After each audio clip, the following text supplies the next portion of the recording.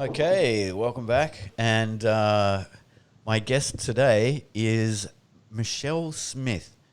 Now, Michelle, we were just talking Such a before. boring name, really, isn't it? Yeah, it's it seems like quite a common name, like, or two common names to Yes. have, but it definitely does not describe you. That's for sure. So To keep the mystery. yeah, what would you? I'll let you introduce yourself because we were talking Yeah. before about the things that you do, and they're so interesting. Yeah. So I'll let you go with that. So, you know, I find it very interesting that when I am actually playing a harp concert, where I'm playing jazz harp, and then the next day I go into a tank and I'm a mermaid and dive in a 4 meter tank to perform as a mermaid. And sometimes I'll do both of those things in one day, and I'll sometimes go, this is my life. This is what I do because I say yes to everything. Well, it seems. It's cool. I think it's working out for you. So yeah, for It those is, those people who don't know Michelle is. We've kind of agreed that you're a mermaid harpist. yeah, legitimately. Yeah, absolutely. I didn't know that the tank was 4 meters. 4 meters deep. Yeah, Yeah. right. And just on that, right? So let's get into the mermaid thing. Yeah. So how did that start? How did that come about? The story is just as interesting. So Okay. I was playing harp for an aerial performer as she was doing circus.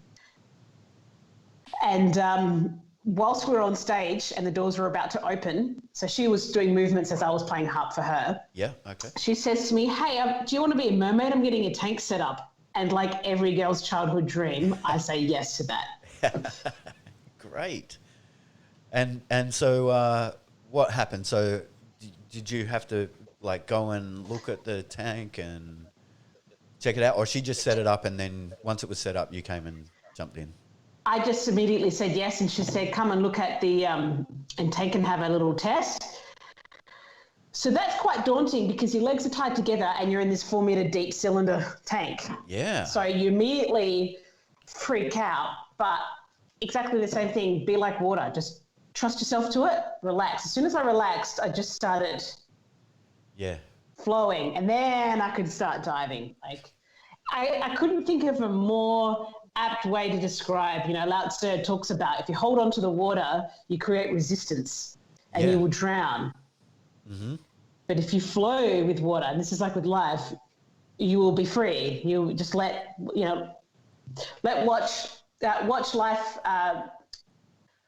life just play out itself.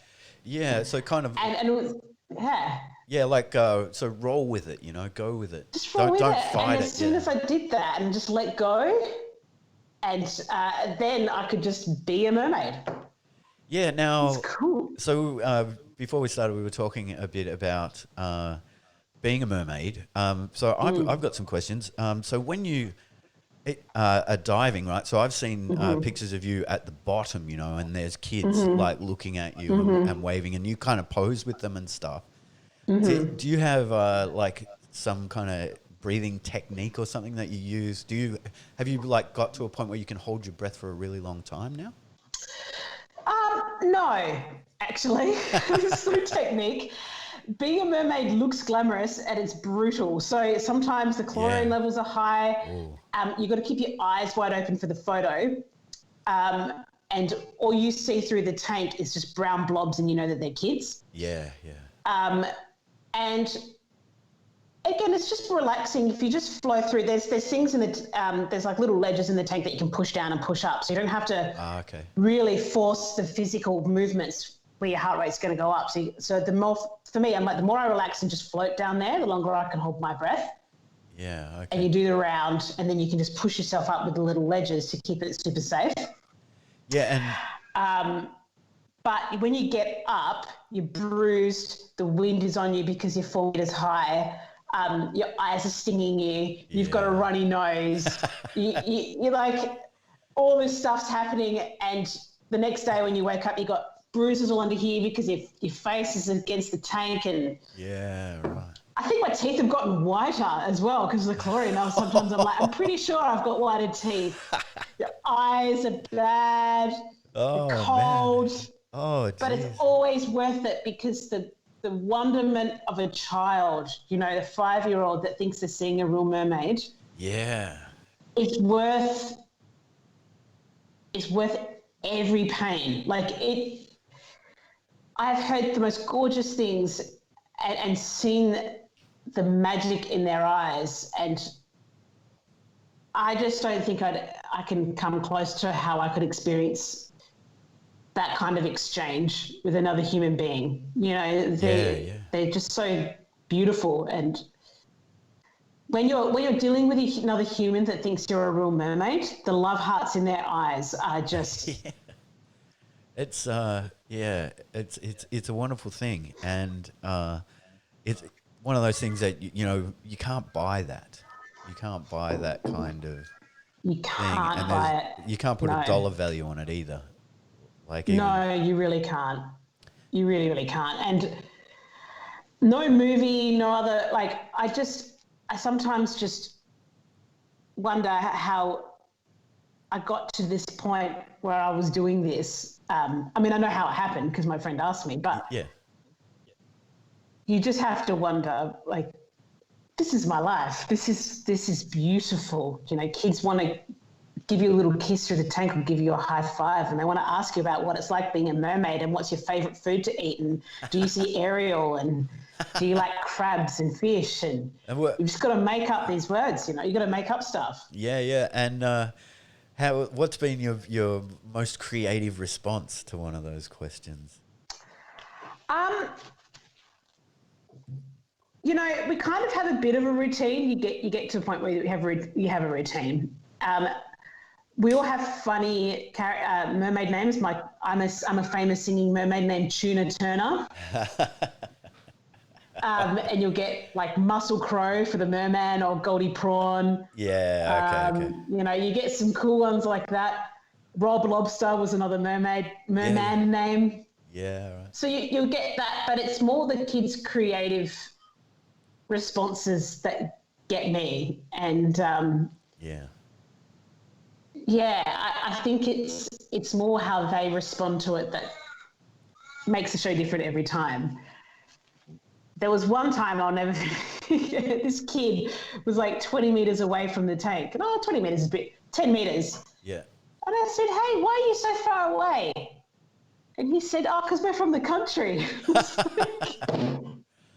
Well, that's actually a thing I think that's been proven through psychology, that people from country, because they're more sparsely populated, do distance spent talk, even when they talk to each other on the street, have a bigger distance when they talk to each other. Really? Yeah, and also they can tell when you're from the city because you come right up to them to talk to them, and they're like, "Whoa, bro! Like, hey, man, like, back off there, buddy.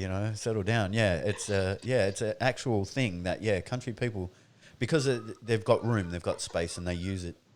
They use it, whereas in the city, so I took that as an interpretation of him being far away because his town was far away. Ah, right. Okay. Yeah, I think it's probably that, he was just a country boy, and they do have space. They have space. Yeah. So fascinating thing. How long have you been doing it now? How many years? 8 years. Wow. And there was one time when in wintertime where we didn't have the tank, but I was in this inflatable clam as a mermaid, and I had my electric harp with me. So I was in my suit, my mermaid tail, with the harp, playing harp for kids, playing under the sea. That's it was unreal. cute. That's unreal. Yeah, it was really cool. Yeah. Yeah, right after I came back from New York, which was good because a New York hangover is heartbreaking because New York is like Disneyland for adults. Yeah, right. Okay. And so I was just like having the time of my life. And then you come back to Perth, but it's like, don't worry, we got you, because for the next 2 weeks, you're going to be a mermaid harpist in a clam. Yeah. So you're cool. Okay, so let's get transition. Before we get into New York, because I'd like to talk to you about New York. But first, can you tell us about the photograph? So this is incredible, right? Being one of my acts as a mermaid is that being a famous singing mermaid named Tuna Turner, I get the kids like to get wet and splashed. So a little gimmick we do is that I say, if you want to hear my most favourite song, which is Salt Lake City Limits, which only the adults get, so you get the good little puns. Yeah, nice. I have to go down and sing, but they have to put their ears really close to the tank. So as I do that, the other mermaid comes up and splashes them. Right, yeah. But this photographer got this moment as I was singing. It looks like a Renaissance photo. I can't believe it looks like a Renaissance painting. Sorry, I couldn't believe it's the most amazing thing because the kids' expressions on their face in this moment of being 100% on and wanting to hear how this song sounded like, he captured this moment, and it got first prize in the Moran Photographic Prize. So that's one of the most prestigious photographic awards to get in Australia. So that had over 100,000 entries. It got first place. It also got into the top 20 places of street photography in the world. It got featured in the Oxford Telegraph, the London Telegraph, of images that defy belief, top 20 images that defy belief. Wow. It got silver in the Australian Photographic Awards, like professional photographic awards. It won so many awards. Wow. And it's now in the Best of Lens Culture. They started doing a book, The Best of Lens Culture, Volume 1, and it's featured in it. Wow. So I've got that book as well, but it really nailed it. So this photographer is just he's not a regular guy. He's a fantastic photographer, but he's a dad. You know, he's got a mortgage to pay or whatever. Yeah. And he won a very healthy amount of money, which would be a huge chunk off of his mortgage, I can tell you that, for that. And he deserves it. He deserves it. Fantastic. Yeah. And so you just add that to it. It's like, wow. You know? Yeah. You were saying that your face was posted all around Sydney. Yeah. So that was on billboards in Sydney because I think it was to do with advertising for the next round of awards. So for the following year. So they would feature the image of the winning image. I had no idea about this, so this was on quite a few places because I had friends that were visiting Sydney. I got several text messages going, mate, I'll see you in billboards, like on quite a few billboards in Sydney. I was like, really? I had no idea about it. But crazy, man. Talk about the right place at the right time with the right image. Like, that tends to be how they happen too, doesn't it? Like, exactly, it has to happen naturally. Catch it. Yeah, he really caught that. So it's just another crazy story to add to the most obscure, amazing job. You know, it's cool, man. Yeah, it is. It is so cool. I was telling you before that I was talking to friends and saying, my guest on the show is a girl who plays jazz harp, and people struggle to get their head around that a harp can be a jazz instrument, and then she's a mermaid, and then they're like, no, tell me this fictitious creature, really, does that exist? Are you just making stuff up now so that I watch your podcast? Really is that true? That's cool. Yeah, it's become so normalized for me. So yeah, well, I guess it must be because it's your life, so it doesn't seem so, interesting or strange. From this side of the fence, it's when you tell someone else about Michelle Smith and this is what she does, do people like that really exist? Is that real? That's cool, man. Yeah. That's awesome. Yeah, I think that's really cool. Yeah, it's such a great thing. I think to be thought of as that kind of mystery to people. That's wicked. That could even be possible as a thing to do. Being a teacher in that, and often teaching's often ends up being about guiding students in directions, and what they're good at and that kind of thing. But to have people like you around is awesome because it shatters those stereotypes of you've got to be this or you've got to be that, or you could be a mermaid jazz harpist. You know, you could do it. You could do it. It's a thing, you know. So Yeah. I know someone that does it, you know, and Yeah. I think that's incredibly liberating for kids, you know. Yeah. And there should be, and you know, these people like you should be made more public, purely That's because you know, of that reason that you can be anything, and you're not limited to all these constraints that often people put on students Yes. and children. I think a lot. Yeah. And you know, and I think also what you do and how you do it is also, I think, allows people to have that desire to go with something that might be a little bit more different and still yet be successful at it. So I think that's a really, really good thing. Anyway, let's get on to the jazz harp, because I remember sitting on a porch in Western Australia, and you were talking with our friend Laura, and you were saying something about I'm getting a harp. I'm going to get a harp. Yeah. And that was a long time ago. Yep. But Yep. I also remember thinking, a harp? Like, even at that stage, I was like, that's a really interesting instrument to be getting anyway, and to be getting into. So how did that start for you? Because I just remember that you were super excited. Like, just want, a harp. Like, it was almost like a drug for you. Like, I get one. I've got to have one. Like, I'm getting one. Yeah. And it was actually. Yeah. So how did that start? How did that start for you? I always was plucking strings as a little girl, just with classical guitar. But just like any 21, 22-year-old who's a little bit lost for themselves of what they're going to do, I was searching for something that would give me some purpose. So I had already played music, and I was teaching classical guitar. So I knew that at that point I would have a very good shot at being good at it. Yeah. And but it's funny because then I remember sometimes back, I had this memory a couple of years ago. I remember when I was 6, I said to my music teacher in primary school, I said, I'm going to play the harp one day. And I was like, well, it must have already been inside me. Yeah, right. At that point. And I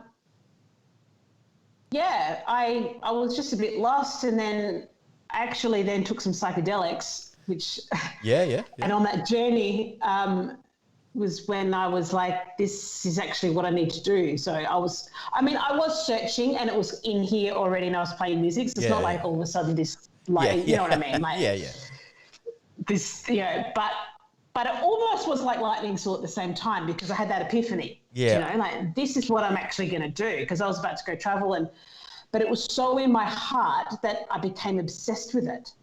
Yeah. I did some research, and, you know, took out a loan of $25,500. That's serious. It is serious money, but it was so in my heart that I knew that I just said to myself, worst case, if I don't play it well, but because I wanted to play it, I would play it well because the desire was there. Yeah. You can sell it, you might lose $5-6 grand, but at least you've answered a big life question, you know? So that's what I did. It's definitely one way to look at it. But I think also, you know, and the thing, you know, what we were talking about before too with students and where they're going and what they want to do with their lives. Desire, you know, I think that is the key. Yeah, it really is the key. It has to resonate with you. They talk about the law of attraction, right? And I believe that exists. It depends on how you apply it. You can't just sit there and go, I'm going to be a helicopter pilot, and then just if I think it will happen. Like, it has to resonate with you. You have to feel it, because thoughts create energy. It's scientifically proven. Yeah. So it resonated with me. I bought it. I worked very hard to pay it off. And I think what's really important is, you know, if you really want something, you have to sacrifice a hell of a lot for it. And there is going to be dark, isolating times. Yeah. Yep. It's not, you know, people see the end product. Like, they'll see an actor in a movie and not realize how many ads they had to do, or how many, you know. Yeah. And I played from 11 in the morning till 6 at night, 4 days a week, to make up for the hours of the 3 days I had to work in kitchens to pay that harp off. Yeah. So I practiced 7 hours a day, 4 days a week for 2 years. Yeah. I gave up my social life. Yeah. But by the second year, I was in Boston. I did some jazz training over there, did some classes at Berkeley. Yeah, sweet. I was so broke, I came back and I lived in my parents' garage, and I had to still work in kitchens. And if I worked a 10-hour shift in the kitchen, like if I had to start at 9 o'clock till 7, I got up at 5 in the morning and trained. Yeah. So I would still practice 2.5 hours in the morning before I would go and work a 10-hour day. And that is both desire and dedication. I think and a bit crazy as well, maybe. Well, yeah, but I mean, you've really got to want to do it, don't you? I mean, really, and you have to, yeah. It's one of the things that we're both fans of Jordan Peterson. Yes, but it's one of the things that he points out is that there's suffering. There's suffering and sacrifice, and choose sacrifice. I love it. Yeah, but it seems to, it's a very, very strange thing that it's so satisfying. Because it's purpose. It's a reason. I think the older we get, or when you become an adult, as a child, you think adults have the answers, they know everything. Until you become an adult, you realize that we're all just big children. Yeah. And we're still trying to find the answers to a lot of things. And this became a way I coped with life. And it gave me a reason to get out of bed in a good way. I'm not saying, on a spiritual way, Yeah. And I put all that energy into it. And luckily for me, this was before, Facebook was around, but you had to get on your computer for it. So lucky for me, it was easy for me to train for hours. There was less distractions. And I think people need to be, when it comes to their apps, they need to have allocated time, and the allocated time they're not on it if they're going to do anything, which I do now. I'll check it in the morning for coffee and then not till later afterwards. Yeah, that's a really interesting thing because there are so many distractions now, and your phone is probably the easiest one. Like it's right there, it's right next to you. You can just pick it up, and I notice myself that sometimes, I'll go out and not take my phone and deliberately do that, just because I'm going out and I don't want to be distracted, or I don't want to pick it up and look at it. I want to be doing what I'm going to do. But I notice that, when I'm kind of a little bored or whatever, it's in my hand and I'm on Facebook. And I've been on it for an hour and I haven't even noticed. Or you were there to send an email and you didn't send the email, you were just on it. Yeah, exactly. It's one of those, and it's like almost subversive. It just milks your time, and I think, like you were saying, you were so lucky that at that time, And another point too, that you were saying about like all this sacrifice that you had to do, and that children today, because they live in this world of the mobile phone and apps and everything's immediate, and they can get kind of good at stuff by using apps, that they kind of feel that things maybe are a lot easier than what they actually are, and that these kind of sacrifices. And when you say, like, people see you and they say, "Oh, you're so fantastic," and and they in their head they think that you've always been fantastic at it, whereas it's great that you've told the story of the things that you've had to do to get where you are, because 100%. there is this kind of the idea that you're just like an overnight success, but really, and I kind of find myself saying this just about every podcast, but it's like you're a 20-year overnight success. It's to do that, you've got to put everything into it. You've really got to do that. You do, and you have to do it for yourself, and not like I got on SBS World News as a headline. Wow. I was a headline story on SBS World News. I was the second most trending story on SBS for 4 days. The story went viral because of what I do on the harp. I've still got the video, and I'm talking like it'll be like coming up next Perth Harpist does this. Like, Yeah, yeah. national news. Yeah, yeah. And I remember watching at that moment going, those times you got up at 5 a.m, Yeah. Yeah. this is happening. This is a reflection of that. Now, the funny thing about it is that will happen, and the next day, you're yesterday's news. Yeah. But we can't just look at this. It's about how you feel with your life. It's not going, oh, I guess I've made the news now, so that's cool. It's like, no, this is my reason to that. This is how I cope with life. This is what gives my life spiritual fulfillment. You have to do it for your heart. You can't do it for status or ego, because that is so short-lived. And it was just another thing to go, hey, cool, and it was a very humbling experience to learn that, because I thought, oh, this is crazy. I've made the news now, so let's see what happens. Nothing happened. Yeah. And the reason why nothing happened is because so much stuff is happening all the time. Yeah. So you've got to let go and detach yourself from that. That means nothing. It's a useful tool, 100%. And without social media, that news story wouldn't have happened. So it's not about that, but it's not everything. It still has to be here. And you keep doing what you're doing, and it's pretty amazing. You just have to say, well, that was just another cool thing that happened on the path of life. Like, create your story. Like, you want to be, when you're on your deathbed, you want to look back and go, yeah, I gave a good shot at life. You I had to go. Never want to regret the things you didn't do, because regretting the things you did do, sure, like, you can cope with that in time. You can walk away with a bruised ego. You can deal with that in your own way. Regretting things you never did will never resolve.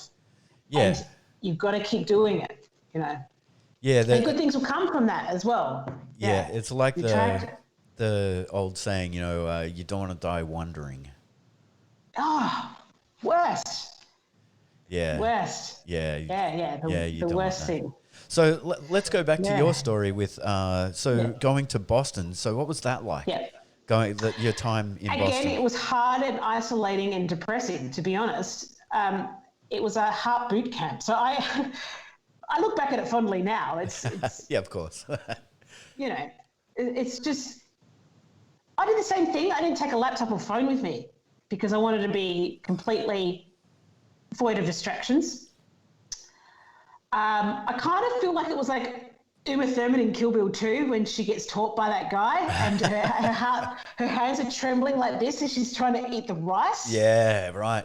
That was Boston, man. Yeah, so that was Boston. It's playing the harp, because I'm sure lots of people, probably don't know a lot about what's involved with playing the harp. Mm-hmm. But did you find that there was a toll on your body? Especially, of course, your fingers. On my body for sure. Yeah. Yep. So, I mean, were you getting like blisters on your fingers and things like that from? Yeah. Blood blisters would burst on the strings. I'd get forearm muscle soreness. I had shoulder injuries. Wow. You just have to make sure you exercise and do the appropriate things to just like, because training on that instrument is like any musician. It's like you got to treat it as an athlete. You're training, so you've got to do the right amount of muscle conditioning for it. Yeah, it's interesting because when people see harpists play, they look gentle. They look, they look, it's a very sensual, I guess, looking experience when someone's playing a harp.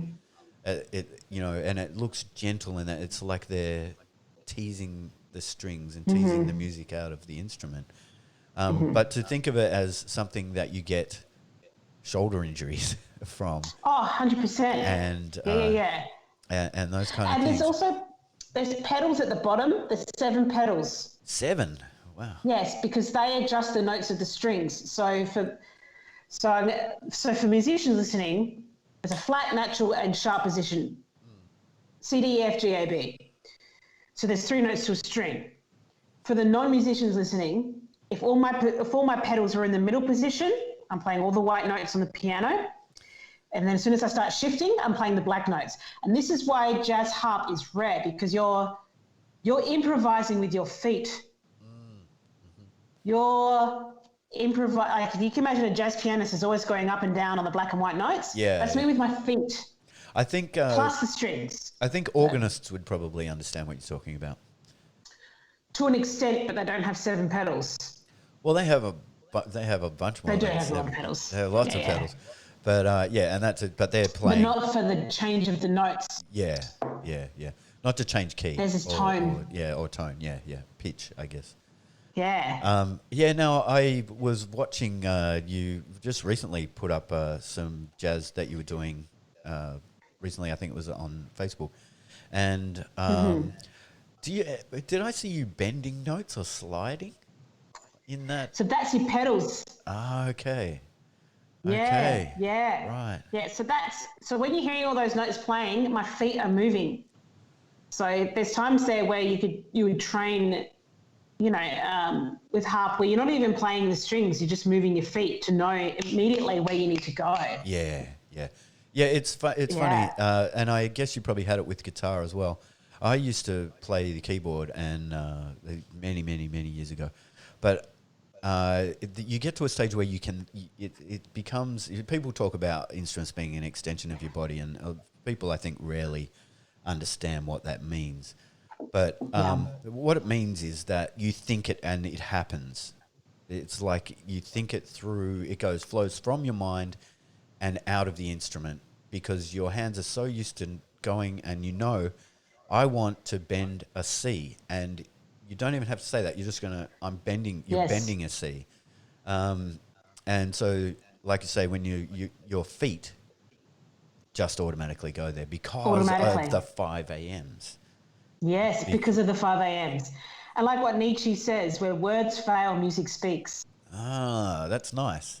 It's nice. A beautiful saying. He says that. Yeah. He also says, I'm pretty sure this is Nietzsche, but I could be wrong, but I'm 90% sure this other saying is from Nietzsche.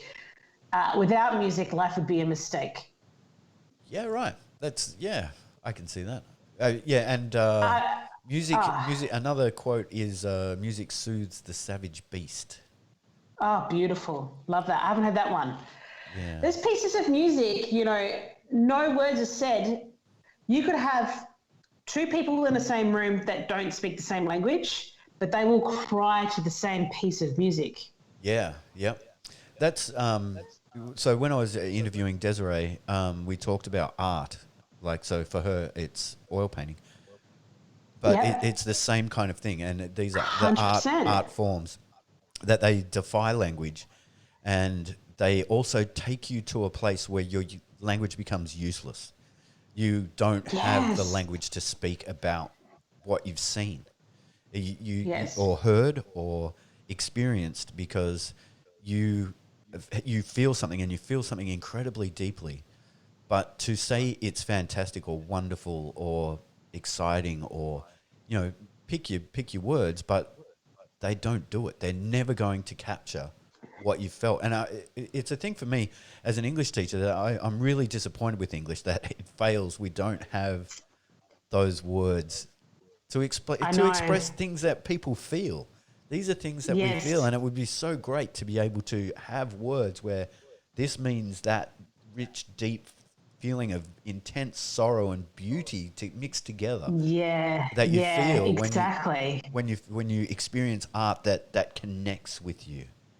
Yes. And also the strange thing, beautiful. The strange thing too is that the artist, like yourself, you don't even know what's happening. You don't even know that happened to someone else. Mm-hmm. And it may even be the exact same thing that you were wanting someone to feel, or you were feeling when you were playing it.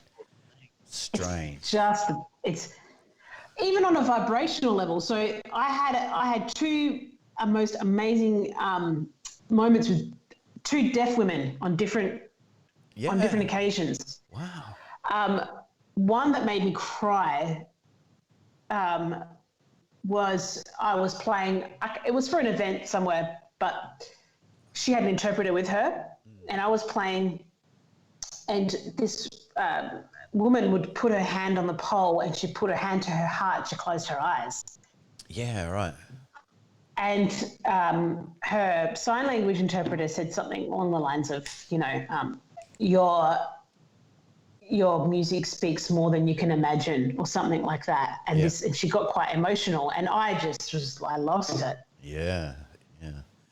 You're communicating your emotion on a vibrational level with someone who can't hear, that is connecting with you on vibration and energy. Yeah.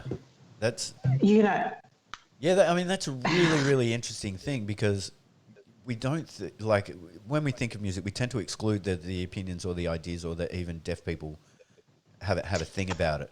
But I know, deaf people go to discos and, yeah, how old am I? I mean, Discos. Beethoven wrote Moonlight Sonata deaf, and that's one of the most beautiful pieces of music ever written. Yeah, and I'm sure he heard it in his head. I'm sure he Yeah. knew the music. Because he knew, he knew what those Yeah. notes would sound like together. But he had to put his ear to the piano to write it still. Yeah, wow, fascinating. You know, Yeah, there's so much to it. There's so much to it, isn't there? And Yeah. it's such a wonderful thing that deaf people, through vibration, still, I'm so happy to hear that they experience things so deeply. Me In too, I that didn't sense. know. And I think that's what brought the tears on, part of the reason. Yeah. No, I can see that. It's a fascinating thing, and we tend to think that, like, well, I think we tend to view the world from our own perspective, and we tend to think everyone's just like us, and we tend to forget that not everyone is just like us. And it's wonderful to hear those stories that people who have disabilities, which I hate that word, but it's the word that we use. Yeah. That they can find that enjoyment, and it's like testament to the human spirit, really, that we can overcome something as what I would find devastating as deafness. I think. Yeah. Oh, yeah. I couldn't imagine losing that sense. Yeah, of course, especially being a musician. Now, when did you go to New York? What happened there? What was the story? Did you go from That Boston? wasn't actually harp related at all. But I went there 4 years ago, and just I went to a lot of gigs. So I had to go find myself again, because actually it was right after my news story. So okay. I had a flatmate pass away of cancer, Oh, and he died in front of his record collection, which we did on purpose. And I feel quite grateful for it, actually. It's going to get a bit macabre, but I think to see what happens at the end really added to why I want to keep doing what I'm doing. Long term now, I actually find it quite beautiful to watch how we go, and to see someone's. It was a peaceful passing, but just to see someone's last breath and to hold their chest and not feel that heartbeat anymore. For me, it was like, so that's what happens in the end. If you're lucky, if you don't get an accident or whatever. That to me was like, okay, so that's what it looks like, because we're living in an age where we get comforted by morphine or all these things, providing an accident. But that to me fueled this path of going, do lots of things now. Do lots of things, because you at some point are going to be lying in that same spot taking that last breath. So be happy with what you've done. So I went to New York just to get a bit of a reset, one might say. But I saw some amazing music over there, and it just fueled the fire even more, No doubt. God damn. Yeah, back on your story, just before we leave that story, we do live in a society that does its best to just say death doesn't happen. Like, we don't talk about it. We sweep it under the carpet, all right, don't we? Yeah. And I think the downside of that is that no one has that consciousness of their own death, that their impending death, where it is impending. Like, it may be 20, 50, however, but you don't know. Nobody knows. We don't know. No, you don't know. Yeah, and and that it can be incredibly motivational to have a sense of your own mortality. Stoicism talks about this. Marcus Aurelius, like his morning practices are to remind yourself of your mortality. This is like a morning practice in the Stoic in Stoic ways. It's knowing that one day you're going to die, and that fight you had with your boss or that contract you didn't get, really in the long term, none of it really matters. Because one day you're going to be in that same spot. Whether you're a rich, successful person or a homeless person, you're going to be in that same spot where you're laying down taking your last breath. But that's a beautiful, positive thing to look at. It's not a negative thing. It's like, don't sweat the small stuff. Do what you want, because you're here for a limited amount of time. Yeah, I have a thing where if life seems to be getting on top of me, or situations seem to be outrageous, and just going, what the fuck is going on? I have a thing where I take myself away from that, and I say, do you think that this will be something that you remember and regret perhaps, or whatever, in 5 years' time? How much is this going to mean to you in your life in 5 years' time? And then when I think of that, I tend to think, fuck, I won't care. In 5 years' time, I'm not even going to give half a shit. So then I think, well, why do I give such a shit now? Yeah. So I'm like, why do I give a shit about it now? And then I tend to usually just go, oh, fuck this. It's just ridiculous. I'm just being silly, and get on with life, But yeah, I think your mortality and things like that are things to be valued. I think it is, and I don't think we should sweep it under the carpet. I think it makes life more beautiful and precious. Yeah, I agree. I agree with that. In the sense that life is fleeting. I think that it's one of those crazy sayings, but when you're older, you just know that how it's like it just gets truer and truer every day. Like you go, and like when you think back and you think about the last 20 years, and it feels like it was just the other day. I still remember things 20 years ago, and I'm like, what? And how? Where did those 20 years go? What? What have I been doing? I mean, I've been doing stuff, but it's like, wow, it does go fast. And the older you get, the faster it goes. I've got my theory on why it goes faster. Yeah, okay. So I could obviously be wrong. But we can all be wrong, years ago, sure. because this is not in my field of expertise, quantum physics and time. I just play the harp and be a mermaid. But a couple of years ago, my partner at the time, we were taking her niece out. She was 6. We're taking her out to, funnily enough, Aqua, the aquarium. No mermaids there, just sharks and fish. Taking her out for the day. She was 6. And she said on the, as we're under there, she goes, I haven't been here since forever, for so long. And I was like, oh, really? When was the last time you were here? She said, last year. Yeah. So then I thought about it. If you're 6, 1 year of your life is literally a sixth of your life. Yeah.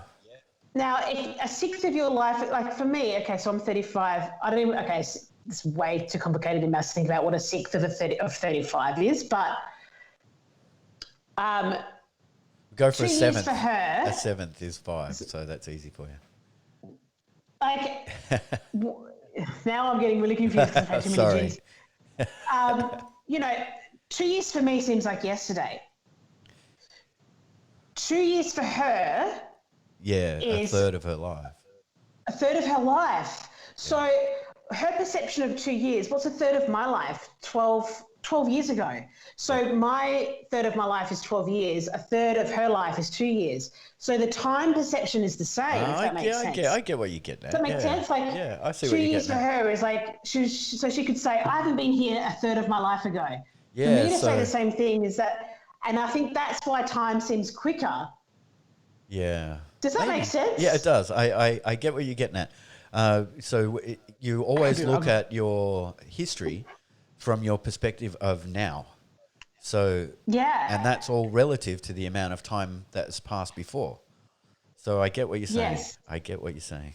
I understand that. And that's why there are articles written on like time perception as you get older and why it gets quicker, but surely that has to be added into the equation. And I didn't even think about it until she said it. Yeah. I was like, yeah, that was a long time ago for you as a 6-year-old, where for me, that was like nothing. Yeah, You know? and relatively, it is exactly the It's difference. all relative, Yeah, yes. absolutely. Yeah, it's absolutely relative. Now, cool. when you're in America, and so when you were studying there, that was a long time ago, and New York was more recent. Was there did people talk a lot about politics when you were there? Like, all we seem to get Yes. here is politics. Yeah. So people were talking about politics. What was that like Yes. as an Australian in America, hearing about American politics? So I've actually been twice since the last 4 years. Okay. The first time I went was the Obama administration, so everything was pretty chill.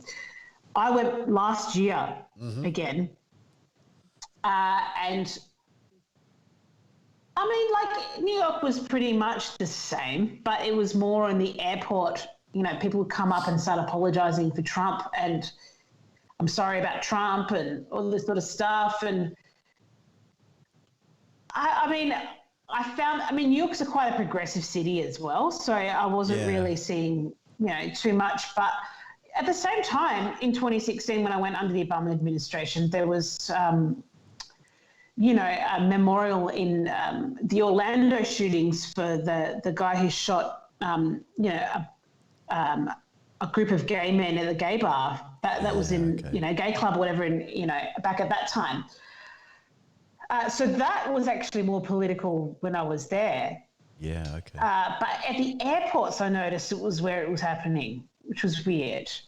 Yeah, that is strange. That's a strange place for that to be happening. With their politics and COVID, right? So now the situation that we're in now, I just get this feeling that it feels like America is almost going to implode.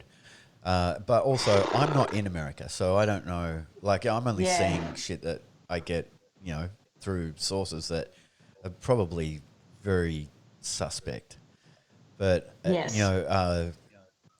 there is this feeling that America's on the way to implosion. A failed state. Yeah. It's... What do you think that means?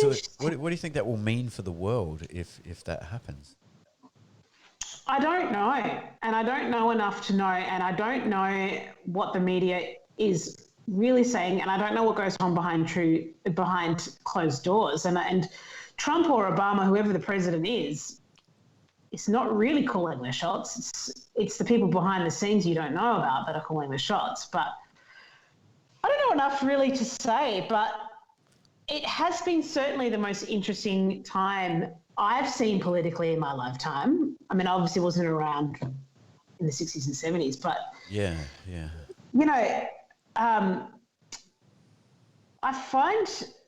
I mean, Bill Hicks was great because he would always talk. There's a scene, and this is why I've always not worried too much about who the president is. Yeah. I mean, we can talk about the likes and dislikes of their characters, sure, but I don't actually care about that too much. And people get outraged, and I think Trump is actually. I have no opinion on that guy. I think he's smarter than what people make him out to be, and he knows what makes people outraged, and I think he plays on that. Oh yeah, he's incredibly media savvy. He knows what's up with that stuff. What I've been really fascinated by is how it seems to have, like, America. When I say it, I mean America.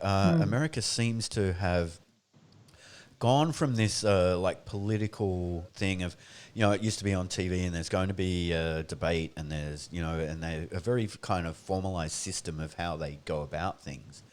And then from that now with the Trump administration, it's all been thrown into social media. It's like, it's no longer, I guess, a television media thing, and now it's a social media thing. And just statements get made, and they're false quite clearly, I think, a lot of the time. And then they're taken, and then someone else is, got their back up against that, and it's just this. It's fascinating, but it's fascinating like a train wreck. It's it's terrible. It's It terrible, is really, that. because it just seems so. I mean, it seems immature. It seems really immature. I don't know if you get that feeling. I get that feeling from it. It seems. Well, people can express their opinions so much easier behind a keyboard as well. So Oh, the whole thing's crazy. The fact that North Korea and US were having an argument over Twitter, all that kind of stuff is a bit wild. They're just like, wow, we're living in a really interesting age. yeah. One of the. But yeah, I feel like, people pushing for Biden and Kamala. I mean, Harris is the worst human on the planet. She's just an awful person. She blocked evidence from an innocent man on death row. Whoa. Till the courts forced her to unblock it. She's the worst person. She would jail mums if their kids were truancy. Their kids were wagging school. Yeah, She would yeah. jail the mum. Yeah, I did hear that. Yeah. Worst person. Yeah. But to block evidence of an innocent man on death row is evil. Oh yeah. It's just evil. I don't know what the Democrats are doing there, but Bill Hicks did this great little skit, and I've always kind of stuck with it, and I've never really worried too much about who's in power. And you might know it. It says, he just says, whoever gets in, like they say all their promises or whatever, and they get elected or whatever. They go into this back room, and there's all these industrialists. He calls them industrial scumfucks. There's this guy that just like lights up a cigar, and he says, "Roll the film," and the screen comes down. Yeah. And he said it's an angle from the Kennedy assassination that no one's ever seen. and then the film ends, and then the screen rolls up, and he goes, "Any questions?" And the president goes, "Nope." It's just what my agenda is, and he's like, "First we bomb Iraq." He's like, "You got it." It's like, yeah, well, I think the money. Yeah, there's kind of a truth to the sentiment there, and I think this is true. Yeah. I think it's also true in Australia.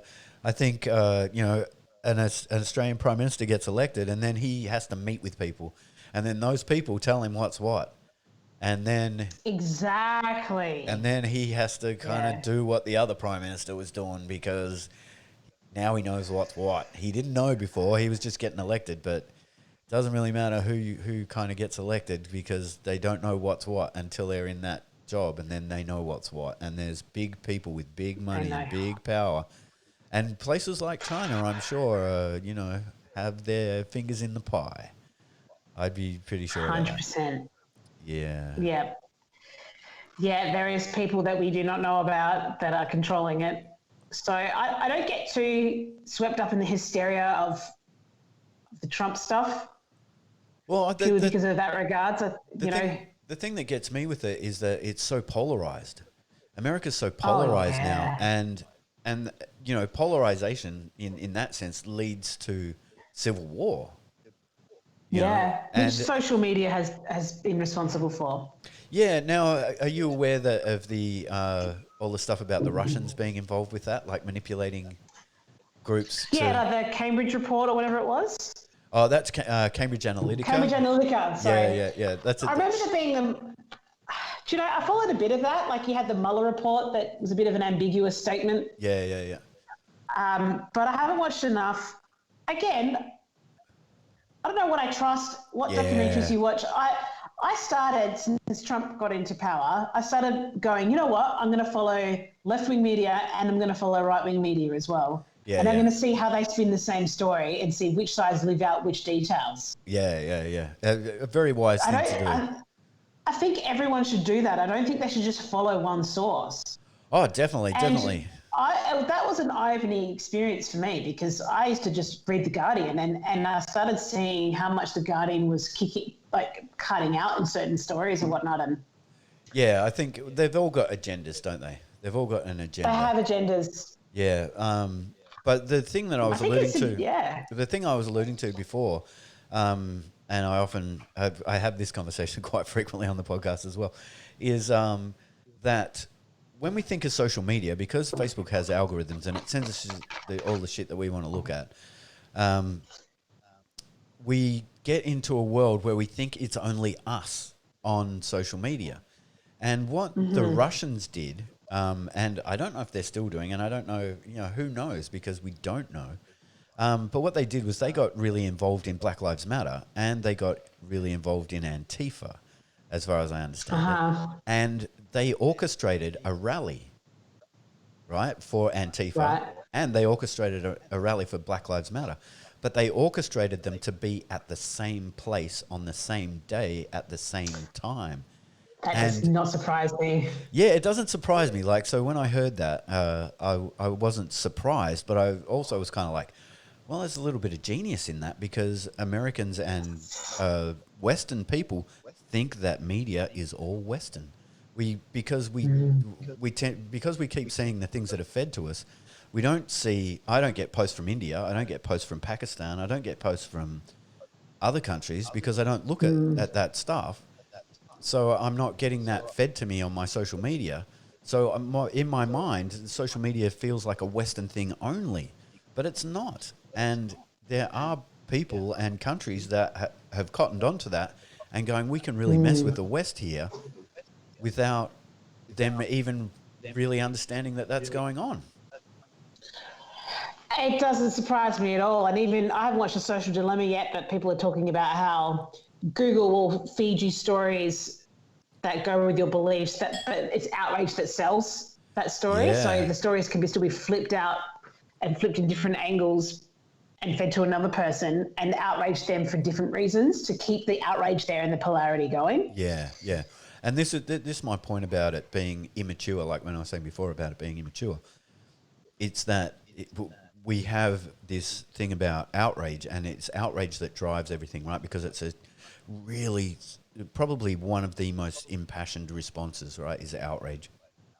And people want to feel like they're feeling, and that they're on the right bandwagon, and they've got a goal in life, or a thing to be about, like, this is me, I'm Black Lives Matter, or this is me, I'm Antifa, like their group.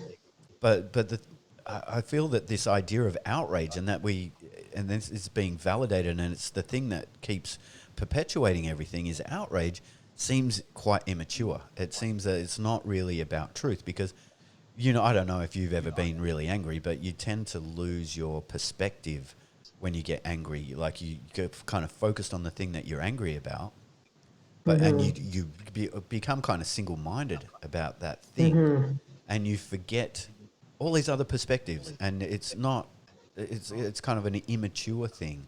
Like, I'm not saying it's immature to be angry, but I'm saying it is immature to be feeding yourself things that are going to make you angry all the time, just to perpetuate something and to get likes and to keep businesses in business. Yeah, so that's kind of my I guess that's kind of my basis for why I think it's immature. Yeah. Yeah, it's one of those things. Yeah, we're living in an interesting time, and I just think question everything, take it with a pinch of salt. Yeah. And remain detached at all times. Yeah, it's well. It's really, really hard. I mean, you've got to do your own thing as well. I mean, people were going, oh, so you hear, Trump's finally got COVID, and yeah, I was always like, this is a bit suspicious to me leading up to an election, and the next thing you know, he's talking about how he got through it pretty quickly, and there's this drug that he's going to give everyone for free, and it did seem suspicious to me too. Just detach yourself. Just detach and watch the puppet show and the movie play out itself. Just be a good person. At the end of the day, just be a good person and be a good person to other people. And be a mermaid. Be a mermaid. No one else fails. But yeah, just be a good person and respect other people's opinions, providing it doesn't cause harm and damage onto other people. And just watch it play out, because it's easy to get sucked into something that might not be true. Oh, well, I think we all are. I think we're all being sucked into things that aren't true. And I think the Australian media does that kind of thing as well. I'm not in Australia, so I don't really have a lot of contact with it. But I do, and again, this thing about Russian people, putting things in to kind of stir the pot. I have friends in Australia who get into those things and they repost things, and I'm sure they don't know where they come from. But they're completely impassioned and like, why do we know about the race of this person who committed this crime, and all that kind of thing. And Jussie Smollett is a classic example of that. who's that? Sorry, Jussie Smollett. right? I don't know. So I saw people share this post about. So Jussie Smollett was in a show called. It was a space series. Okay, well, I can't remember. yeah, It's on whatever. That part's irrelevant. He was a pretty famous actor. okay, yeah, African American actor. So this story came out. So he's African American and he's gay. And the story came out that two white men, two Trump supporters, beat him up for being a black gay man. Mm-hmm. He faked his own hate crime. Oh, he did. So he faked it. So before anything was even released about any evidence, this story was being shared around. Hey, Trump supporters have gone and beaten up this gay black man. Blah, blah, blah, blah. They said this is Trump's country. Called him offensive words, all this sort of stuff. Yeah. And he got caught faking his own hate crime, and the city of Chicago was suing him for all the police resources they had to do to try and investigate the crime. Yeah. He hired two boys from Nigeria that had balaclavas on, and he tried to say that these are white guys. He paid them by check. Wow. To do it. Yeah. All this stuff happened because he was using this story to get him more fame, to get more money for his acting career or whatever. Yeah. It's all been proven. Yeah, It's all been proven. But the reason why I bring it up is because that story was shared straight away. Yeah. Without there being any evidence or anything straight away, and people getting outraged by something that wasn't even didn't even happen. exist. It was he faked it. Yeah, that's the thing with these things is that the immediacy of it and the immediacy of posts, and there's no time for people to check, and people don't check. Yeah, people don't check. People don't check. They'll just press share. Yeah, and another thing on that, I don't know if you've seen, but now there are apps that can place your face into movies. Have you seen that?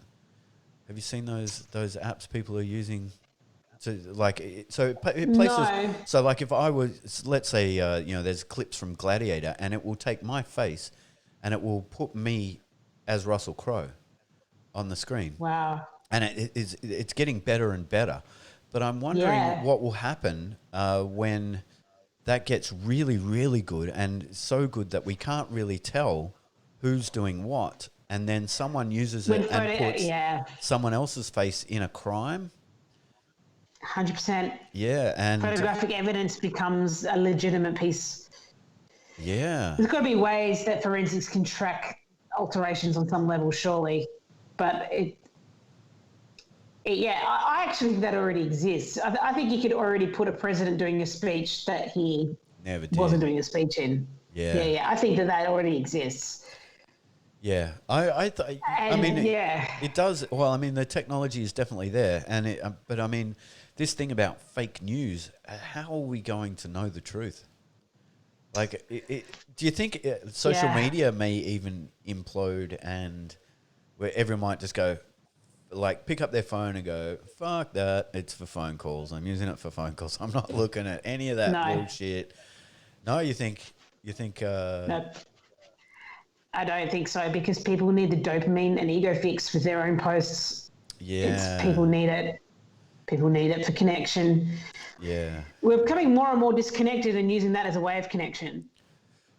Yeah, definitely. And I actually don't. I mean, you'll get people that aren't using it because they're seeing social dilemma or whatever, and people were like that when Cambridge Analytica came out, but it's still, I think it will always be there. There may be more awareness, but people are going to want to post their photos of their food, and people are going to want to take a selfie. People are going to want to say that they're engaged for the likes, and it's just the way it is. Yeah. I think Japan, the birth rate is declining rapidly. Really? Yeah. They're so disconnected. Wow. It's they're not connecting anymore face to face. Yeah. The birth rate in general is declining, but apparently in Japan it's the worst.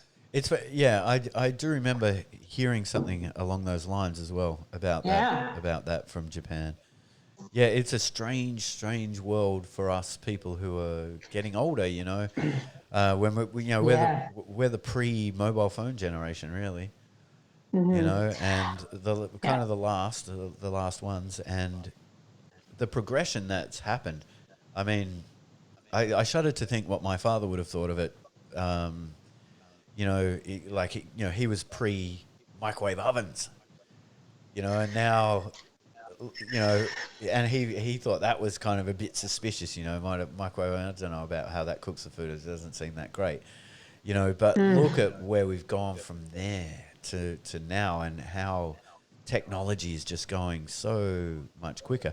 But I mean, there's definitely an upside to it too, like access to information, especially good information. If you find some good information and you want it, like we both like Jordan Peterson, and to be able to have that access to be able to watch a podcast and to see him speak and to really benefit from that.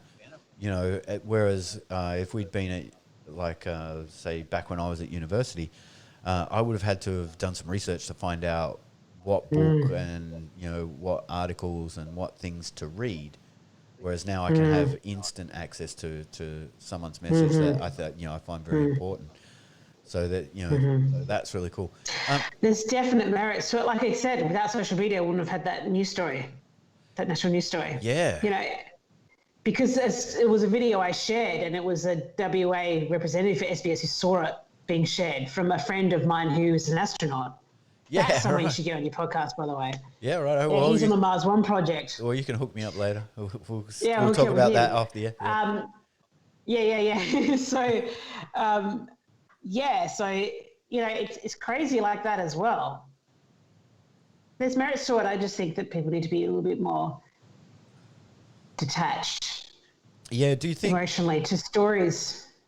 Do you think governments are going to start, eventually bringing out bills about internet usage and how each country, like, so I live in China, and in China, of course, they're the first ones when the internet kicked off. They were like, we're controlling it, right? It's not coming in here. Yeah. We're going to control it, and you'll only have access to what information we allow, right? Which is obviously too far on one side. But perhaps on another side, like I remember seeing a thing about, saw my friend's post, and it had, Facebook fact checked, right? Saying that Facebook had fact checked his post, and it was not true for this reason, and this reason, right? And my immediate response to that was like, when are Facebook going to start fact checking the advertisements that get put on here and the bullshit that I keep getting sold? So much bullshit. Yeah. And yet, like, so my friend's post is like, it's, you're wrong, right? Because we checked this, and the Facebook fact checkers have deemed that it's like this. And I've my immediate response, and I to fully put that up straight away on Facebook, was like, and when are you going to start checking about your advertisements, and the legitimacy of the product, and, does it really do what it says? Because there's no, we used to have, there are laws in Australia, advertising laws, and your product has to be what it is, you can't advertise. But on Facebook, that doesn't exist. You can you can advertise anything you want, and, you can find a million suckers and you're a millionaire, it's just like that. 100%. Yeah. And so I wonder if governments will start maybe even having like fact checking agencies or something, social media stuff, where they kind of help out the individual, because we're all being bombarded with this shit. And, maybe we'll go that way. Do you see that in the future, perhaps? Or do you think that, like, no one's going to give a fuck and they're all just going to want to make money and woohoo, thanks, sucker? It could go 50-50 either way, really. But if the government feels like they could benefit something from it, then, you can look at how incredibly biased the Australian is, or any kind of media. Yeah. Like,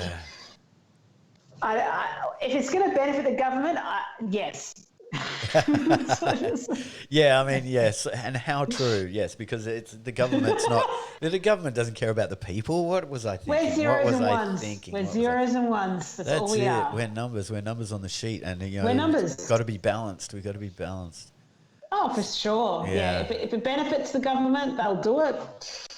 If it's not worth the money invested, business as usual, I reckon. Yeah, I have to I'm agree with sorry, you. but I got zero faith in the people in power. Yeah. Okay. So yeah, we've had a lot of nice little part on the podcast about conspiracy theories and stuff. But let's get back to the jazz violin, and maybe you could tell us a bit about your influences, your musical influences.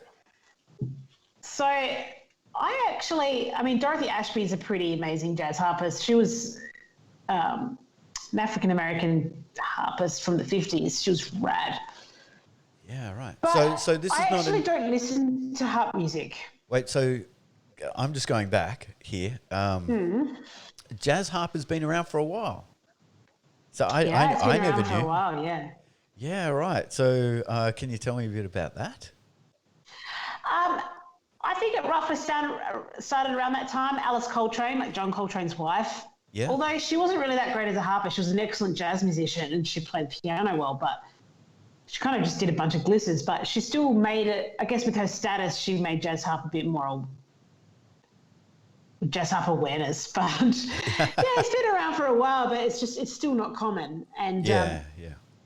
But I don't listen to, I try not to listen to any harp music because I don't want to sound, I think Harpy. it's better to listen to piano or guitar. Yeah. Oh look, no. When I asked the question, I was more meaning like your musical influences, not not jazz harp influences. I mean, just the people that have affected you and. Oh, yeah. Yeah. Oh, Robert Glasper has hugely affected me. He's an incredible jazz pianist. I watched him in New York, actually. Yeah. So what I liked about him is he had this album called Black Radio, which won a Grammy, but he was incorporating, his jazz music with R&B and soul. Yeah. So it kind of just, to me, made it more accessible. Yeah, and Yeah. just on that, like R&B and soul, the meaning of that has changed so much, hasn't it? Yeah. Yeah, I mean, it's just evolved, really. I mean, but that style of music screams for the harp too, which is really cool. And playing over hip hop is pretty cool. But he's been probably my main influence and person that I'd want to sort of play over, who'll spark some excitement. Yeah. But it's interesting. A lot of the time, I don't even listen to. I listen to a lot of string music and score music. Yeah, okay. People that write compositions for film, and that stuff is what really gets my heart ticking. But yeah, but then I'll, again, at the age of the internet, there's so much information out there. You can learn from jazz masters who do classes on YouTube, and you're like, oh, that's a cool idea. I'm going to apply that and do that, and then I'm going to put that over a hip hop beat. Yeah. So then I can start feeling my own vibe with it. So it's not just doing, straight up jazz. So make it fun. If you've got an exercise you got to do it over an R&B tune or a hip hop tune and be like, cool, I've just practiced a bunch of this jazz tutorial stuff. Because you can do that in the age of the internet. Just like, okay, I need it in this key. Well, I know that these 4 R&B tunes are in this key. Yeah. So we'll just do it like that. But yeah, I wouldn't know if there's anything that's sort of influence. I just love everything. I love everything about music. Yeah, and what a great thing. Yeah, I think it's some people get locked into musical genres and they're like, I remember when I was young, I was a massive fan of Eric Clapton and I was a massive fan of like blues players. Like I used to love the blues, and I love Bob Dylan as well. Like I had every album of Bob Dylan, and I kind of got locked into that for a long time until people. I mean, I was really fortunate that my brother had some kind of foresight, and the first album I ever owned or was given as a gift was a Jethro Tull album, which opened my mind up to the idea that not every instrument from the orchestra is necessarily played orchestrally. It can be rock and roll, and that was a great thing, you know, to hear that, Yeah. to hear Jethro Tull. So, you know, I love Jethro Tull, but you know, I love Tom Waits as well, and I love you know, the thing about Tom Waits, I think that gets me is that he can just go anywhere he feels like, and Yeah. just nail it, like Yeah. he country albums, yeah, nail it. Yeah. You know, the smoky back bar dive jazz Yeah. club, you know, nail it. And then, you know, extreme jazz, nail it. You know, he just he can go anywhere, and he can act and do all kinds of things. So yeah, so I love that kind of thing too. So I need to have a question for you. So my Yeah. question is: are there jazz people that influence your style? Is there an influence to your style, or are you completely eclectic? No, no, Robert Glasper definitely does. Yeah, Other than that, like listening to the Dorothy Ashby albums gives me some ideas of how I can make it fluid on the harp, but that's about it, really. To be yeah, honest, it's weird, you know. I train so much on the instrument, but I don't listen to people that give me ideas. Not on purpose, because I listen to everything, but I've kind of found my own thing with it, which has been pretty cool. yeah. But That's I really think great. just through, but just through tutorials and stuff like that, because listening to, listen to from a guitarist or a pianist perspective, you just think of something that a harp wouldn't do, and then you apply it and see it that way. So mine's really more educational and like technical more than feeling when it comes to the way I play. Yeah, The way I okay. compose is a different story. Yeah, If yeah. I'm composing, then I'm talking, then it's different. Then I'm talking about like Debussy, cinematic orchestra. You know, there's other things Wow. that come along with that. But if I'm talking about improvisation, it's a bit different. So because there's so many different levels of playing. You've got Yeah, writing, you've got playing, and you've got technique, and then you've got improvisation yeah, on top of that. So yeah, there's all those. There's all those things, but I think when it came to like hearing albums that may have changed me, like I remember hearing OK Computer for the first time and just realizing the power of music can give you that emotional, just yeah, yeah, yeah. You know, they say you know. for people with music, so like humans, and the way that we take music into ourselves, when we're going through puberty, lots of things are firing in our brains, and the music that we hear and affects us more deeply going through puberty, and it's usually those ones that are kind of the deepest, and we form them from there. That's actually like a Yeah. psychology thing. Yeah. So was there music then, like, you know, in your teens where, you know, that really affected, like, but I mean, I wasn't in my teens when I heard Jeff Buckley, and that really affected me, you know. Oh, yeah. Jeff Buckley was one of them as well in my teens. OK Computer, like Radiohead, because I Yeah. was I was lucky enough to have three older brothers, Ah, okay. so I was introduced to so much music at a young age. But I had an old, definitely those. I'm sorry, I'm just You had an older laughing because brother? I had an older brother, but my older brother was 15 years older than me. So when Wow. I was a kid, I was listening to Cat Stevens and Wow. like all the 60s music, because I was born in the 60s, but my brother, you know, had obviously lived into the 60s. So, you know, he was listening to all that 60s music, and that was coming to me from him, you know. And so yeah, Yeah. I there's a whole bunch of stuff, and I'm sure I took it on as a child, you know. And sometimes I Yeah. hear like these wonderful songs, and I'm going, I actually know that song, but it wasn't one that I found for myself. I'm sure it was one that probably my brother played to me, you know. So like, and so I was a Yeah. massive fan of the Beatles because my brother and sister, you know, my sister's 13 years older than me as well, and she would play the Beatles. You know, she loved the Beatles, and so I would hear this, and I was, you know, 4 years old or 3 years old, and you know, the Beatles. You know, it's so cool. You know, Yeah. I Yeah. loved that. Yeah. You know, as a kid. So yeah, like I'm just laughing because when you say you had older brothers, like Yeah, my musical influences went so far back because exactly. yeah, It's cool. I'm so grateful for it. It is a part of your makeup, you know. yeah, definitely. Like I know all the Megadeth album names. I don't even listen to Megadeth because of my older brothers. You know, it's like, Yeah, right. So they like the oh, heavy, hard pounding. That's really they were just classic teens in the '90s, you know. But yeah, Jeff Buckley, like I discovered him when I was 15, and actually, funnily enough, I was listening to Grace the other night for the first time in years.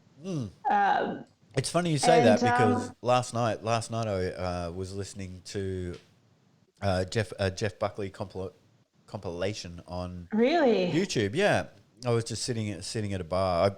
So I've got a new motorcycle, so I was like, I need to ride my awesome. motorcycle, and I need to ride it to a bar because that's what you do when you have a motorcycle.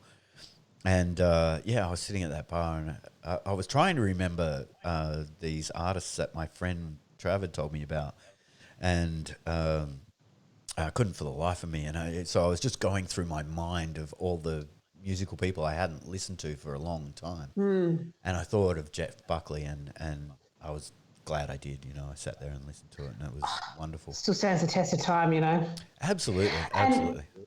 James Blake, I don't know if you've heard much of his stuff, but I feel like he's a bit of a modern day answer to Jeff Buckley. He's not Oh, as okay. acoustic, well, not nowhere near, because James Blake is electronic, but his voice, my God, his voice.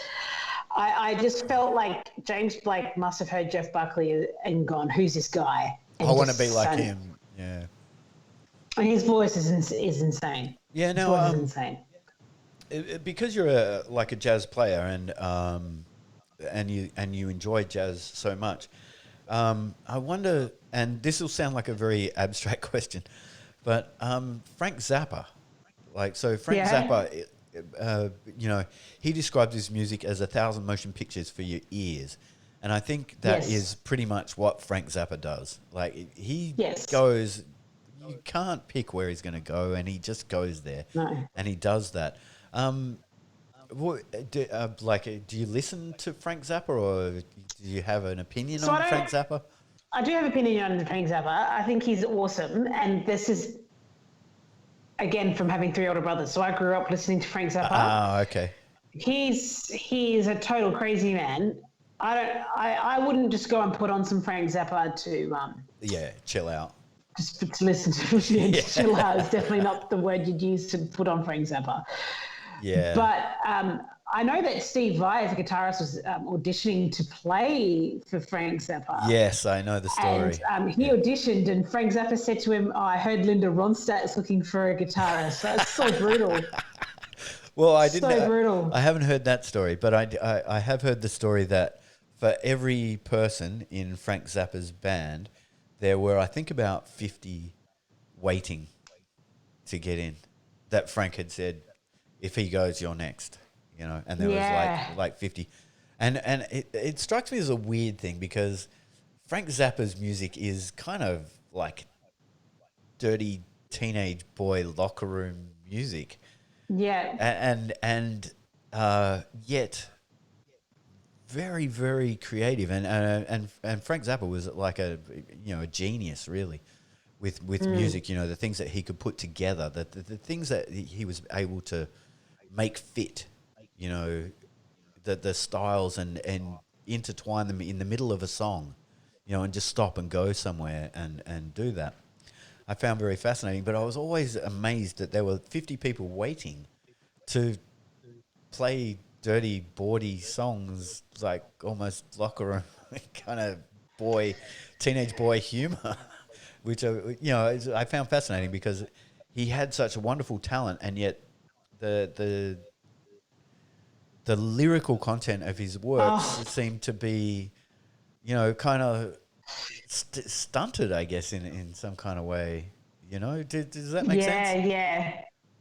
And that was part of his style, and it just worked. Yeah, and very funny. I mean, Frank Zappa. Yeah. I think also with that comedy that he had in his songs was a lot of social comment. I think there was a lot of social comment in Frank Zappa's work, and I don't know how many interviews you've seen him. I was a big Frank Zappa fan, so I watched quite a few of his interviews. But he when he spoke very eloquently, and he spoke a lot about social comment, but in the way of like kind of just truthful. Like, why would you do that? Like, why do we have these positions that we take? Why can't we just be who we are? I think that's really... In fact, Frank Zappa had an album called You Are What You Is, and it kind of probably summed up where he was at. And it was like I think the most commercial album he ever made. And he made a video. So he had the title track was You Are What You Is. And he had all these presidents and, people in presidents' masks and stuff doing all this outrageous stuff in the video for You Are What You Is. It got pulled from MTV. Like they played it and then they're like, no, we're not playing that. That's not happening ever again. And so, I mean, there must be something to it, to what he was saying, if you're getting removed from something as well. Absolutely. Which gives you more attention, really. Yeah. They're only doing someone a favour. Yeah. By doing that. Yeah, but I've seen some of his, score music, and the sheet music is just wild. Yeah, apparently he wrote a concerto, I think it was, for the New York Philharmonic when he was 15 or something like that. Wow. Now, I might be full of shit, and this might be a story that I heard, and I could be, Yeah, I don't know if I'm 100% on that, because I've never, ever tried to fact check it. But it's something that I've carried with me for 30 years probably. But, that's what I heard, that he did that. Obviously, there's a lot of stories around about Frank Zappa, because he was a wild guy, a wild and crazy man. Yeah. And he did a lot of fun stuff. But yeah, hey, this podcast is about Michelle Smith. So let's get back to Michelle Smith. And do you have any advice for someone maybe who wants to play jazz harp, or wants to do something outrageous like playing jazz harp, or something that, is outside the norm, or that, perhaps a little bit about your philosophy, or about the intricacies of playing jazz harp and how you would do that? I'll throw it over to you. I wonder how I got to where I got to now with, prepare to have your ego completely crushed. Yeah. Because you're going to get hard people telling you some hard truths. Sounding bad is part of the process. This is with anything, actually. Being bad is part of the process. Yeah, failing is part of the process. Expect failure. Expect hard times. Expect this is all part of the process, because if it wasn't, everyone would be doing it. Yeah, exactly. Make sure it resonates with you, whatever it is.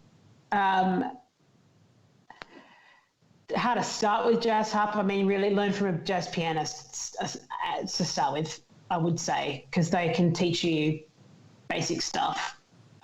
It does get complicated after a while, but you need to know your instrument from there. But I think with anything, it has to resonate with your heart, and expect there to be more hard times than there are good times, but the good times and your feeling of accomplishment then equalizes that out. But if you want anything, you have to be willing to sacrifice a lot of your social life. You have to be willing to be in isolation to do it. You have to sacrifice so much. Yeah, it's hard. It's really anything. If you really want anything, you really want it and you want to work for it, you have to work for it like a job. It's a job. Yeah, I think to do it that way. I think the old adage that anything that's worth doing is hard. It's not exactly. Yeah, it's not. Yeah, it really is. Yeah. Even now, like I still have to play 2 or 3 hours. It's not like I go, oh, I've learnt it now. Yeah. It's like, no. The more days you don't play, the more you're losing it. It's just like a language. You've got to keep playing. You've got to always keep playing. There's always solos you can learn. There's always shows you can do. You got to keep at your art or your craft or your passion, whatever it is. You just got to keep working at it and be disciplined. Yeah, on shows, can you tell us some of the shows that you've done? Like some maybe of your favorite shows, or where you're like, I nailed that solo there, or it Yeah, was like, oh, I yeah. love playing with those people, or yeah. There was one show I did at the Fremantle Town Hall, so that had about 400 people, I think, 400 to 500, roughly. Yep. You have like your bait, you have your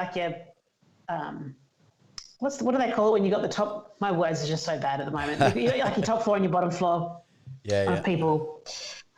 And Abby May was doing a thing called the Tonight Show, so it was like a Tonight Show basically. It was a talk show, and I was playing harp for her and another guy called Mathis, and they finished singing or whatever, and then I did this outro part. I played a bit more, and you could have heard a pin drop. So the 400 people were completely silent. I played, and then I placed the harp back, and then it was just this tidal wave of applause. Wow. And because I'm so desensitized to the harp, I was like, oh, I just played a D minor chord. It was like, no big deal. But I walked to the stage and put my hand up, and 400 people gave me a standing ovation. Wow. And I walked off and went, wow, I forget how powerful this instrument is because I see it every day. Yeah. And that to me was a definite highlight. Another time I did 2 shows with a band called Carnival.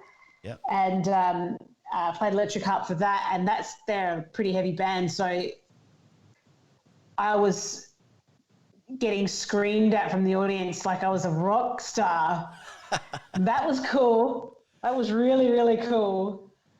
And yeah, like I've had times where people have cried from solos or whatever because they didn't know the harp could do that because it's so visually stunning as well as it is the sound and everything. It is. So like you have stuff like that. But yeah, those 2 shows were pretty. Yeah, they're the pretty big ones. epic.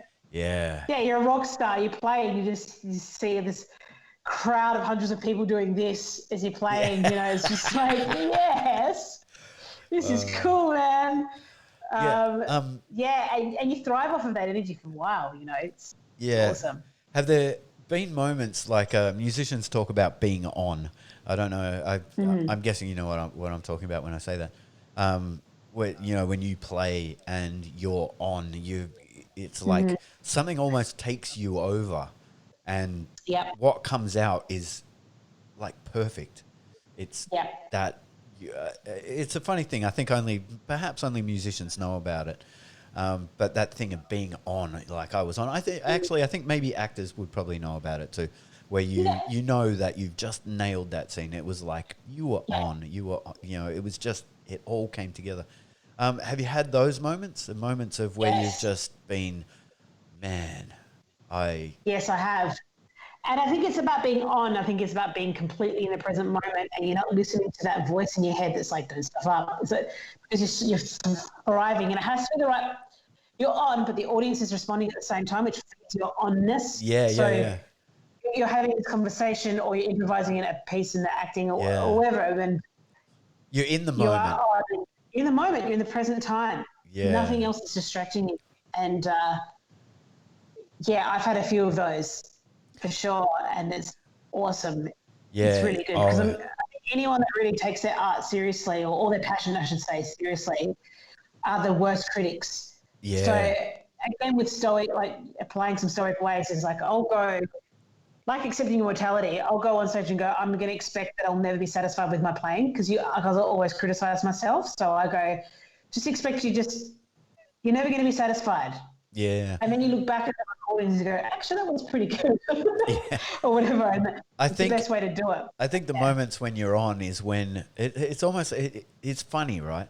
Because it's where you give the most. It's like you're giving yourself, like kind of, it's yourself coming through your art.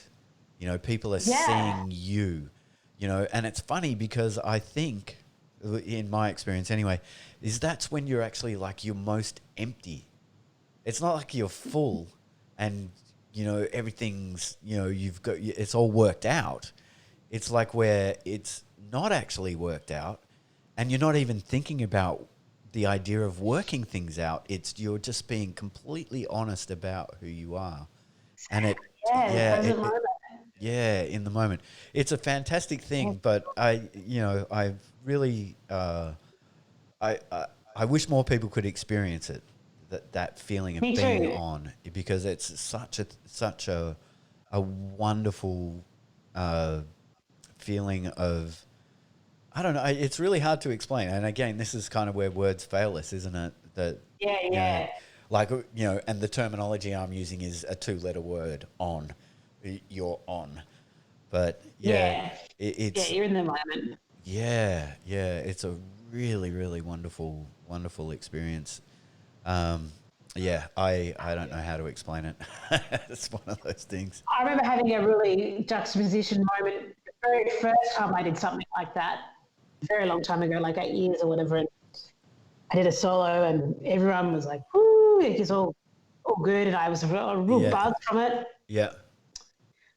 And it was winter time, and I had a hot water bottle in my bed, so I was thriving because this like whole room was just like, wow, that was like so good. And I was like, oh, it's my first time I really nailed something, because this was like back in 2012, so Yeah, yeah. just come out of Boston. So it was like a fresh feeling too for the first time. So the high was like so Yeah. high.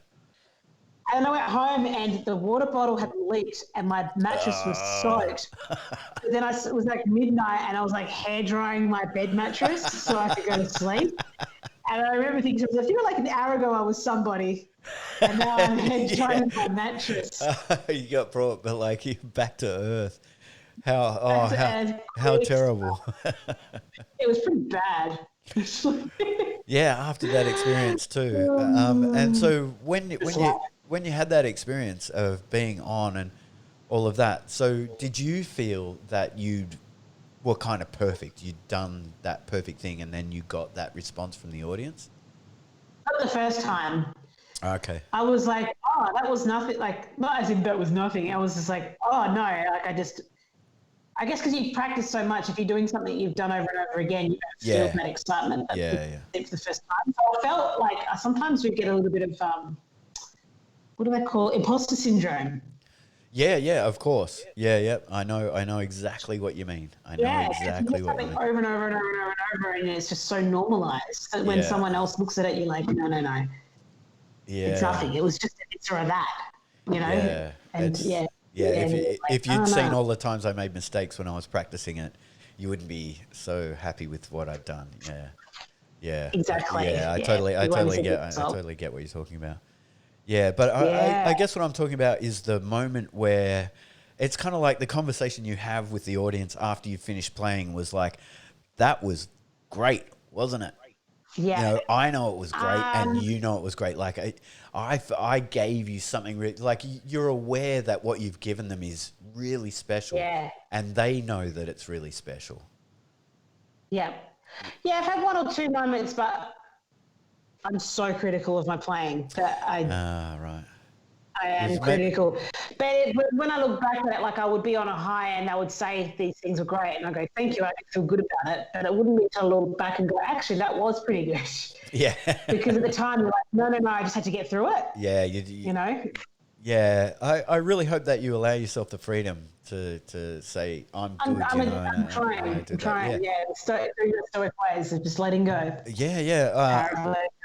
I think it's just it will be if you can do it. I think you'll just experience it so much more and feel more wonderful about it, you know. And accept. I think it's a difficult thing for a musician or any artist to accept their own. Uh, Proficiency, I guess, to accept that you're actually proficient and what you're doing is actually proficient. And I think if you can allow yourself to know that you're proficient, then you can. It's like a weight comes off your shoulders, and you can just really enjoy what you do. Yeah, Yeah, I think that it's one of the things I've found in life. Sometimes you get to a point doing whatever you do, and you actually, hey, you know, I actually know what I'm talking about. Like, you know, Michelle Smith actually knows how to play jazz guitar. She actually does, you know, yeah, yeah, yeah. and then you can say, hey, you know, I actually do know how to play jazz guitar. Like, Yeah, yeah, sorry, yeah, just up. jazz harp, Yeah, and so why don't you come and enjoy me playing jazz harp? You know, yeah, I yeah, know what I'm doing, and you're yeah, going to love what I'm about to do, and kind of come from that perspective of, you know, you've done the 5 a.m.s, you've done that you've earned the right to speak, you know, through your instrument. You've earned that. Yeah. I think you've already done that. So, you know, I really hope in the future that's where you go with it, is like, I've earned the right to speak and I'm speaking and enjoy it. You know, I think that, so, you know, we were talking about Jordan Peterson before, but I think that's where he comes from. I think he comes from that, even though it's a completely different thing that he does to what you do. But I think the approach to the audience is the same. You know, I have the right to speak, and I really hope that you take that you say, you know, Michelle Smith has the right to speak, and I'm gonna speak, and you're gonna love it, because you know what, I know what I'm talking about. You know. Yeah. It's cool, man. Yeah, I mean, I'm putting on a show in one of the rooms at the State Theatre in January for 2 nights. So that's going to be my way of doing that. Yeah, but great. Always knowing that you can learn how to speak more from the masters. It's always a danger when you know that someone has mastered something, because if they've said that, they've got so much more to learn. You've always got so much more to learn, you know. But there is that fine line of going, but now I am ready to speak. So yeah, which I am doing in January. So that'd be exciting. Excellent. Well, I think let's wrap it up here. It's been an absolute pleasure. Thank you so much for having me on. To have you on. Yeah, absolutely. Awesome. It's totally my pleasure. Cool. And you know, it's just gone an hour 40, and it feels like it's flown by. 15 minutes. 15 minutes of having a chat. Totally. And it's been an absolute pleasure. So thanks again. And thanks so much. If you have some links, do you have anything to your stuff that you maybe even want to say? And you can also send them to me, and I'll put them in the podcast. But if you want to say them, like where people can find you and find your music. I've only got one single at the moment, but I am writing an EP at the moment. But I think Instagram's really the best, which is Michelle Smith Harp. That's where all my videos come in. That's where you can get my single from as well.